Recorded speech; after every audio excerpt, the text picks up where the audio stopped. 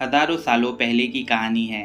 तब दुनिया में इंसान और भगवान नहीं थे। तभी ब्रह्मांड में टाइटन्स हुकूमत करते थे। वो बहुत ही प्रचंड और शक्तिशाली भी थे। उनकी हुकूमत का अंत उनके ही बेटे जियूस, पोसाइडन और हेडीस ने किया। सबसे बड़ा भाई जियूस ही सबसे शातिर था। उसने अपने भाई हेडीस को उसकी शक्तियों से एक दानव बनाने को कहा। उसने कहा कि दानव इतना शक्तिशाली होना चाहिए कि वो टाइटन्स को युद्ध में हरा सके। हेडीस के चमड़ी से एक भयंकर दानव क्रेकन का जन्म होता है जो टाइटन्स का खात्मा कर देता है और अब तीनों भाई और भी ज्यादा शक्तिशाली हो जाते हैं। बंटवारे के समय जियूस खुद को स्वर्ग का देवता घोषित करता है। पोसाइडन को समंदर मिलता है, लेकिन हेडिस को जियूस बेवकूफ बनाकर नर्क का देवता बना देता है। इसके बाद जियूस इंसानों को बनाता है, जिनकी प्रार्थनाओं से सारे देवताओं को ताकत मिलती है और वो अमर भी रहते हैं। हेडिस को अपनी शक्तियाँ इंसानों के खौफ से मिलती है। कुछ समय बाद धरती पर इंसानों की जंग और लड़ाई से लोगों की पीड़ा बढ़ने लगती है। लोगों के मन में सवाल आता है कि देवता उनकी मदद क्यों नहीं करते। इंसानों का देवताओं पर से भरोसा उठने लगा है। इंसान और देवताओं के बीच एक भयंकर जंग के आसार दिखते हैं। फिर हमें एक मछुआरे को नाव में तूफान के बीच दिखाते हैं। तूफान से बाहर आने पर उसे समंदर में एक ताबूत तैरता मिलता है। ताबूत को नाव पर खींचने के बाद वो उसे खोलकर देखता है। अंदर एक मरी हुई माँ अपने नवजात बच्चे के साथ थी। बच्चे की सांस चल रही होती है।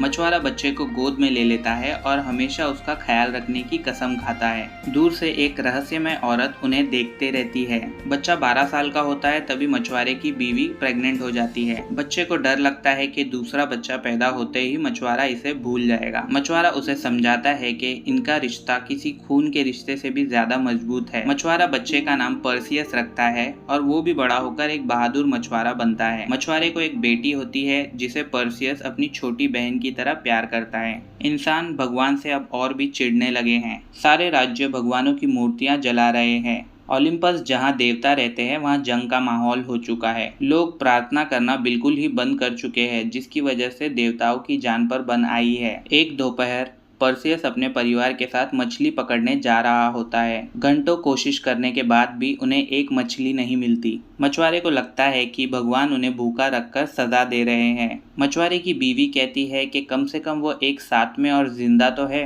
पर्सियस को किसी बात से कुछ लेना देना नहीं, वो बस अपने परिवार को भूखा देख परेशान है। अचानक कुछ सैनिक जियूस की एक बड़ी मूर्ति को गिरा देते हैं। सैनिक आर्गोस राज्य से है और उनके राजा ने ही सारी मूर्तियों को गिराने का आदेश दिया है। जैसे ही मूर्ति पानी में गिरती है, पानी में कुछ हलचल होने लगता है। पानी में से बड़े से चमगादड़ जैसे दिखने वाले दानव आकर सैनिकों को मारने लगते हैं। ये देख पर्सियस और उसका परिवार डर जाता है। वो नहीं चाहते कि दानवों का ध्यान इन पर आए, इसलिए बिल्कुल भी हिलते नहीं हैं। सैनिकों को मारकर सारे चमगादड़ नर्क के देवता हेडिस का रूप ले लेते हैं। वो अपने भाई की बेइज्जती करने वालों को सजा देने आया था।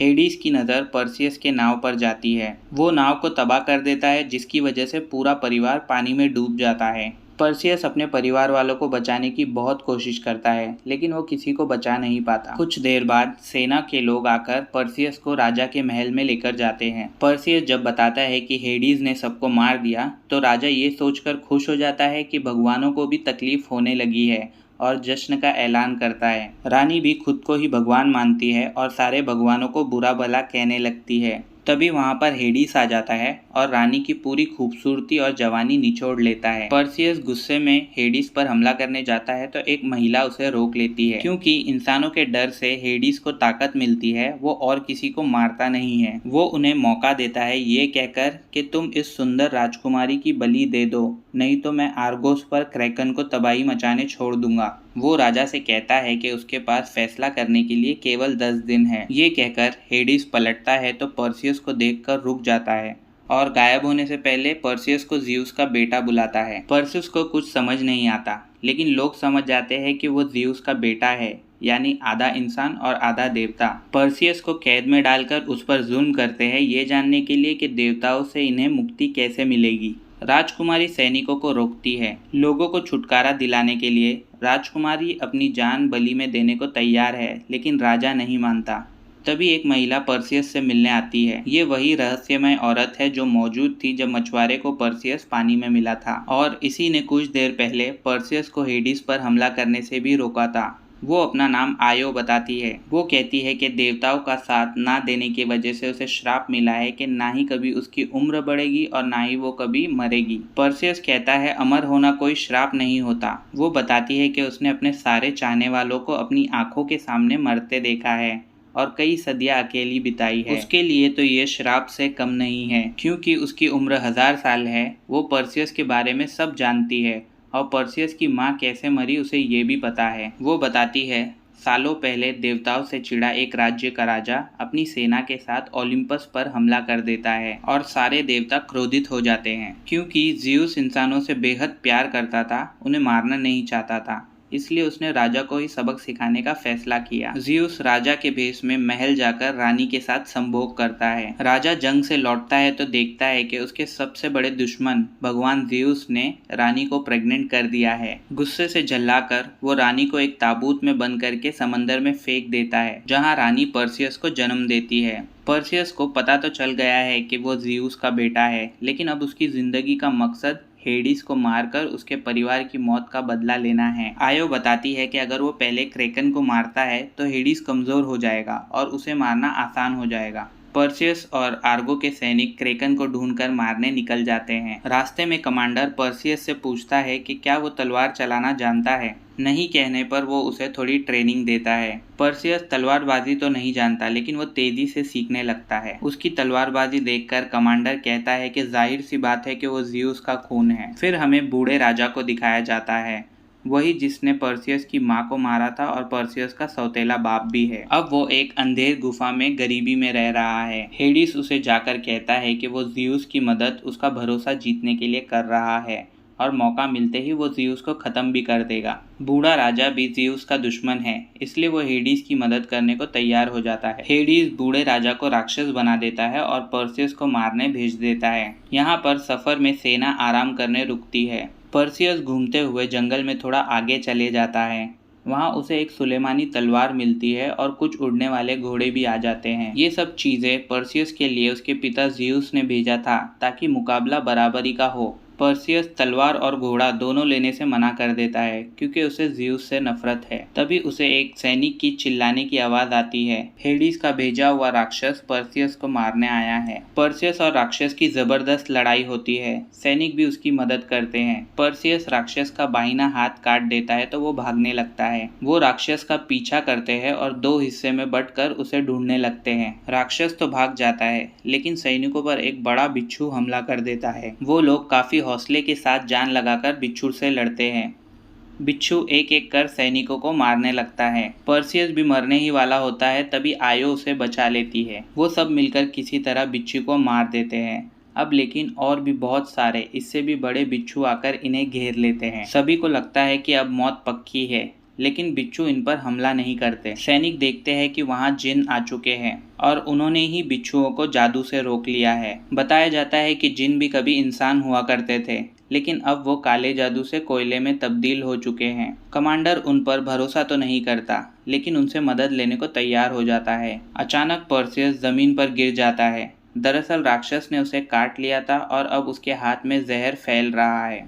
रात होते ही जिन काले जादू से पर्सियस का हाथ ठीक कर देता है। सैनिकों को लगता है कि जिन पर्सियस को नुकसान पहुंचा रहा है, तो वो कहता है कि सारे जिन सालों से देवताओं को मरता देखना चाहते हैं और उनकी इकलौती उम्मीद पर्सियस ही है। सुबह होते ही वो सारे बिच्छू की सवारी कर रेगिस्तान पार कर लेते हैं। वो लोग स्टीजिया पहुंचते हैं। ये वही जगह है जहां पर क्रेकन ने सारे टाइटन्स को मारा था। वहां पर उन्हें स्टीजिया की चुड़ैल मिलती है, जिन्हें क्रेकन को मारने का तरीका पता है। आयो पर्सियस को चेतावनी देती है कि चुड़ैल से सिर्फ उतना ही सवाल पूछना जो बहुत ज़रूरी है। चुड़ैल उन्हें एक गुफा में ले जाते हैं। उनमें से एक चुड़ैल के हाथ में एक आँख है, जिसकी मदद से वो सारी चुड़ैलों को दिखता है। ताज़े खून की खुशबू सूंघकर चुड़ैल इन सबको खाना चाहती है। पर्सियस किसी तरह उनकी आँख छीन लेता है और सारे सैनिकों को आज़ाद करने को कहता है। चुड़ैल बताती है कि क्रेकन को अगर कोई मार सकता है तो वो है मेड्यूसा। आयो बताती है कि कुछ साल पहले समंदर का देवता पोसाइडन ने मेड्यूसा पर बुरी नज़र डालकर उसका रेप कर दिया था। पोसाइडन से बचने के लिए मेड्यूसा ने देवी अथीना की प्रार्थना की। दरअसल मेड्यूसा बहुत ही खूबसूरत थी, तो अथीना ने जलन के मारे मेड्यूसा को ही श्राप दे दिया। कोई भी जीव जंतु मेड्यूसा के चेहरे को नहीं देख सकता। जो भी उसे देखेगा वो पत्थर का बन जाएगा, चाहे वो क्रैकन ही क्यों ना हो। फिर ये लोग मेड्यूसा को ढूंढने नर्क की एक जादुई कालकोठरी की तरफ जाते हैं जहां उसे कैद रखा गया है। रास्ते में पर्सियस को उसके पिता ज़्यूस मिलते हैं जो उसे आकर स्वर्ग में रहने का न्योता देते हैं। पर्सियस मना कर देता है तो ज़्यूस उसे एक सोने का सिक्का देकर चला जाता है। पर्सियस और सैनिक एक नदी किनारे पहुंच चुके हैं जो कि नर्क की तरफ बहती है। जिन नाव चलाने वाले को पर्सियस का सोने का सिक्का देता है तो वो उन्हें मेड्यूसा की कालकोठरी की तरफ ले जाता है। आयो उनके साथ अंदर नहीं जाती क्योंकि कालकोठरी में सिर्फ मर्द ही जा सकते हैं। जैसे ही ये अंदर जाते हैं मेड्यूसा की हंसने की आवाज आती है। पर्सियस सबको अपनी नजरें नीची और कवच ऊपर रखने को कहता है। अचानक बहुत सारी तीर चलने लगती है और कमांडर के सीने में लग जाती है। उन्हें पता भी नहीं चलता चुड़ैल मेड्यूसा कहाँ से हमला कर रही है। पर्सियस लावा में गिरने ही वाला होता है लेकिन किसी तरह वो जिन और अपने आप को बचा लेता है। सारे सैनिक अब बिछड़ चुके हैं। मेड्यूसा 2 जवान सैनिकों को अपने चपेट में ले लेती है। वो गलती से उसे देख लेते हैं और पत्थर बन जाते हैं। फिर मेड्यूसा जिन को भी पत्थर बनाने की कोशिश करती है तो मरने से पहले वो अपने काले जादू से उस पर हमला कर देता है। मौका मिलते ही कमांडर मेड्यूसा की पूंछ काट लेता है लेकिन वो उसे भी पत्थर बना देती है। आखिर में कमज़ोर हुई मेड्यूसा का पर्सियस बड़े ही चालाकी से आंख बंद करके सर कलम कर देता है। बाहर इंतजार कर रही आयो पर्सियस को मेड्यूसा के सर के साथ देखकर खुश हो जाती है। उसकी खुशी ज़्यादा देर नहीं रहती। बूढ़ा राजा उसे पीछे से चाकू मार देता है। मरने से पहले आयो पर्सियस को ज़्यूस की भेजी सुलेमानी तलवार देती है। वो तलवार का इस्तेमाल करके राक्षस को मार देता है और उड़ने वाले घोड़े को भी स्वीकार कर लेता है। वहाँ ओलंपस में हेडिस ज़्यूस से पूछता है कि क्या वो क्रैकन को इंसानों को मारने के लिए छोड़ दे। ज़्यूस कहता है कि जो करना है करो लेकिन इंसान फिर से देवताओं की प्रार्थना जल्द से जल्द शुरू कर देना चाहिए। आर्गोस में लोग राजकुमारी की बलि देने की तैयारी कर रहे हैं ताकि क्रैकन राजकुमारी को खाए, ना कि गांव के सारे लोगों को। क्रैकन आ जाता है और पूरा शहर हिलने लगता है। ये सब देखकर ज़्यूस हेडिस को क्रैकन को रोकने को कहता है क्योंकि अब सारे लोग डरे हुए हैं और प्रार्थना तो कोई कर ही नहीं रहा। हेडिस हंसता है और कहता है कि ज़्यूस बेवकूफ़ है क्योंकि लोगों का डर ही तो हेडिस की ताकत बढ़ाता है। आर्गोस में राजकुमारी को बलि के लिए टंगा दिया गया है लेकिन जैसे लोगों ने सोचा था क्रैकन उसे नहीं खाता। उससे पहले तो हेडिस के चमगादड़ इंसानों पर हमला करते हैं। फिर क्रैकन समंदर से बाहर आकर राजकुमारी पर हमला करने ही वाला होता है। तभी पर्सियस मेड्यूसा का कटा सर लेकर पहुंचता है। क्रैकन मेड्यूसा की आंखें देखते ही पत्थर बन जाता है और राजकुमारी पानी में गिर जाती है। पर्सियस राजकुमारी को बचाना चाहता है लेकिन वहाँ हेडिस आ जाता है जो कि क्रैकन के मरने के वजह से कमज़ोर हो चुका है। पर्सियस उस पर अपनी सुलेमानी तलवार से वार करता है जिससे हेडिस फिर से जहन्नम में कैद हो जाता है। आखिरकार पर्सियस राजकुमारी को पानी से बाहर निकालकर बचा लेता है। राजकुमारी उसका शुक्रिया अदा करती है। क्लाइमैक्स सीन में ज़्यूस अपने बेटे पर्सियस से मिलने आता है। वो पर्सियस को उसकी बची हुई जिंदगी इंसानों की तरह जीने की आज्ञा देता है। वो उपहार स्वरूप आयो को भी जिंदा कर देता है। चलो अब पर्सियस के भी मज़े हैं। एक ऐसी वाइफ मिल गई है जिसकी उम्र कभी नहीं बढ़ती। मुझे समझ नहीं आता कि ये कैसे देवी देवता है। क्या कोई ज़्यूस और एथेना जैसे भगवानों की पूजा करता भी है या सिर्फ इन्हें कहानियों और फिल्मों के लिए बनाया गया है? अगर आप लोगों को पता है तो कमेंट करके बताइए। और दोस्तों अगर ये फिल्म पसंद आई है तो मोजेस और हिब्रू भगवान पर बनी एक्सोडस गॉड्स एंड किंग्स ज़रूर देखिएगा। Please like share and subscribe. Thank you so much for watching.